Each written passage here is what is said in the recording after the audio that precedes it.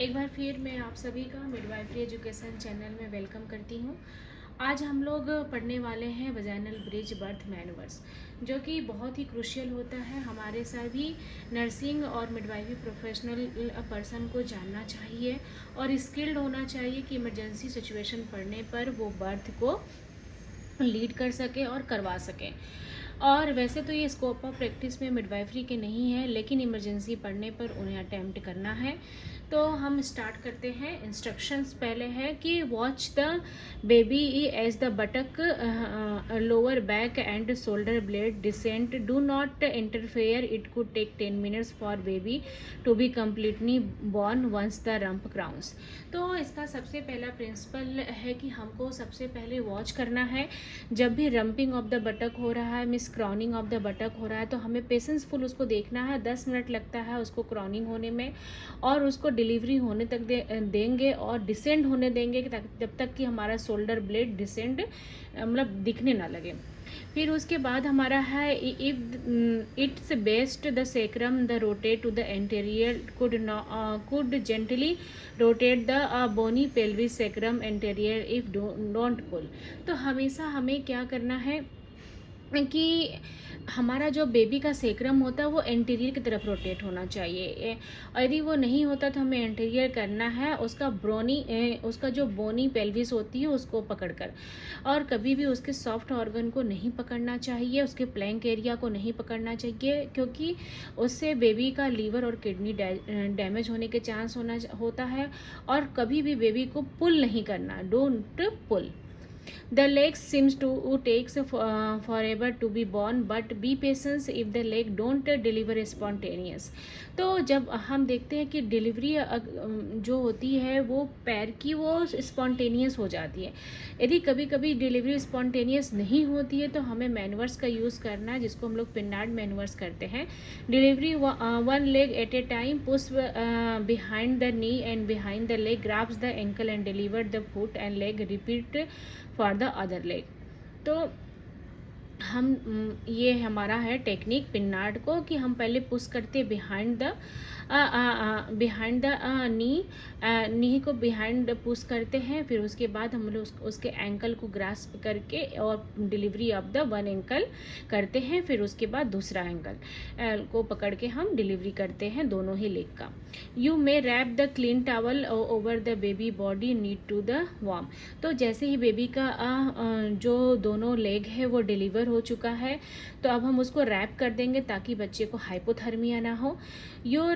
आपको एक हेल्पर की आवश्यकता पड़ती है। Your helper can not put pressure on the mother pubic bone, not her belly. तो क्या करना, सुप्रा प्यूबिक प्रेशर हमको बोलना है लगाने के लिए, और उसको फंडल प्रेशर नहीं लगाना, उसको सुप्रा प्यूबिक प्रेशर लगाना है।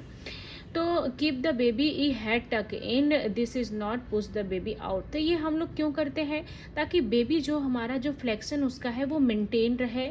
हम बेबी को बाहर निकालने के नहीं करते हैं, हम लोग बेबी को फ्लेक्शन मेंटेन करने के लिए सुप्राप्यूबिक प्रेशर देते हैं। फिर है दूसरा हमारा है if the arms cross the chest and this will disengage spontaneously on by one. तो यदि जो बेबी का जो हैंड होता है वो एक क्रॉस द चेस्ट होता है, आर्म होता है, तो वो एक अपने आप स्पॉन्टेनियस वो डिलीवर हो जाता है। यदि इन केस वो डिलीवरी नहीं हो पाती है तो सबसे पहले हम क्या करेंगे, delivery arm that is posterior. तो सबसे पहले हम पोस्टीरियर आर्म की डिलीवरी करते हैं। By first holding the lifting the baby up by the ankle and move the baby chest towards the woman inner leg to deliver the posterior arm, and then hand bring the baby down to the delivery of anterior shoulder or then hand। तो इस figure में आप देख रहे हैं कि ये baby के एंकल को होल्ड करके मदर के इनर थाई तक ले गए हैं ताकि स्पेस मिले। आप delivery of the posterior arms कर सकते हो। फिर उसके बाद डिलीवरी ऑफ द जो आपका एंटीरियर आर्म्स है उसकी डिलीवरी हो जाएगी। फिर हम यदि हमारा वो मैनूवर्स फेल हो जाता है, यदि हम उससे हमें सक्सेस नहीं मिलती, तो दूसरा मैनूवर्स है delivery of the arm using Lovset manoeuvres. Rotate the baby so shoulder is anterior place और 2 fingers inside the elbow and bend the arm. Sweep the first across the baby chest. Deliver for a second arm. Rotate the baby again and other the anterior. तो इसमें क्या करते हैं, लब set manoeuvre करते हैं। जो बेबी का जो बोनी प्रोमिनेंट एरिया होता है, वहाँ से जो बोनी एरिया होती है वहाँ पे हम होल्ड करते हैं। होल्ड करके बेबी को रोटेट करते हैं जिससे कि बेबी एंटीरियर पोस्टीरियर डायामीटर में आ जाए। जो एंटीरियर पोस्टीरियर डायामीटर होता है वो बड़ा होता है, जिससे कि हमको स्पेस मिलेगा और हम बेबी का डिलीवरी आराम से एंटीरियर बेबी का एक आर्म्स की डिलीवरी कर सकते हैं, फिर उसको रोटेट करके उसके दूसरे आर्म का डिलीवरी कर सकते हैं।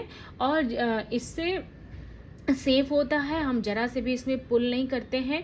तो ये हमारा होता है, इस मैनूवर्स को हम लोग बोलते हैं Lovset manoeuvres. Wrap the baby for warm and support, और बेबी को हम रैप कर देंगे।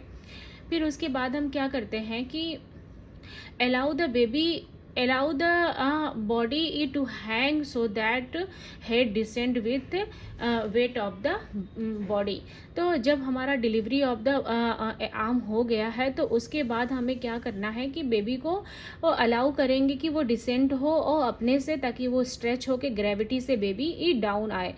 और and pubic bone apply pressure had to keep flexion to distance, और हमको सुप्रा प्यूबिक प्रेशर मेंटेन किए रहना है। और बाय द ग्रेविटी बेबी नीचे क्या होता है, डिसेंड होता है, मतलब नीचे आता है।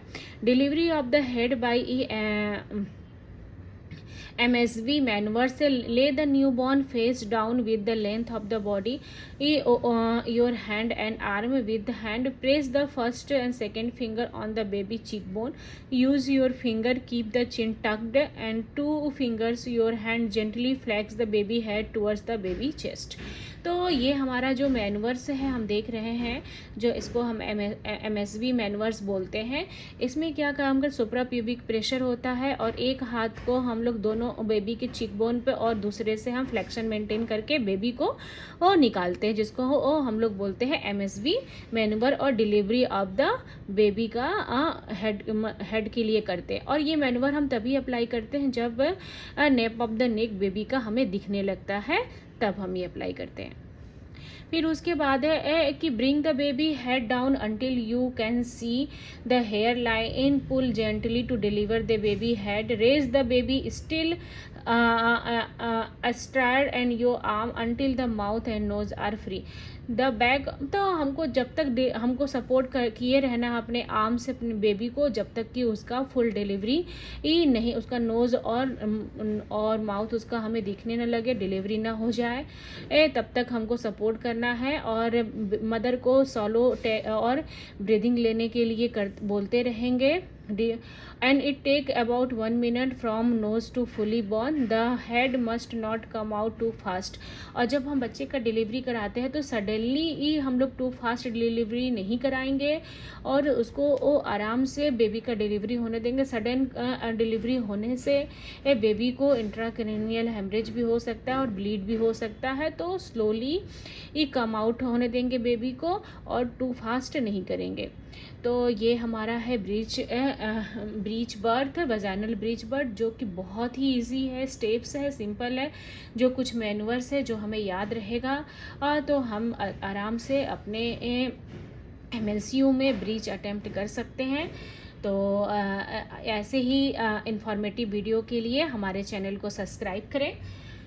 धन्यवाद, थैंक यू।